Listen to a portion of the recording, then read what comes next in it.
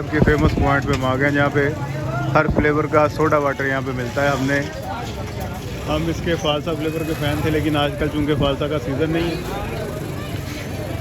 इसलिए। हाँ जी, ginger flavour, क्या बात है जी।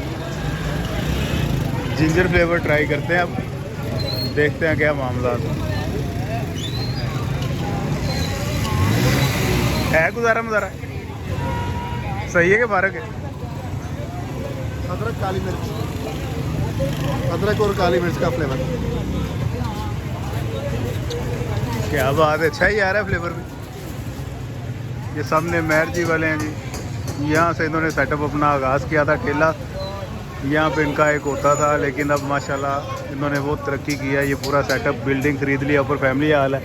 ये सामने भी आपको नज़र आएगा इनका मेहर जी, ऊपर छत पे देखें वो सिटिंग प्लान इनका। नीचे बारबेक्यू, पिज़्ज़ा, दही भल्ले, सारा कुछ इन्होंने एक वैरायटी पूरा समझ लेके इस चौक पे रौनक लगाई हुई है।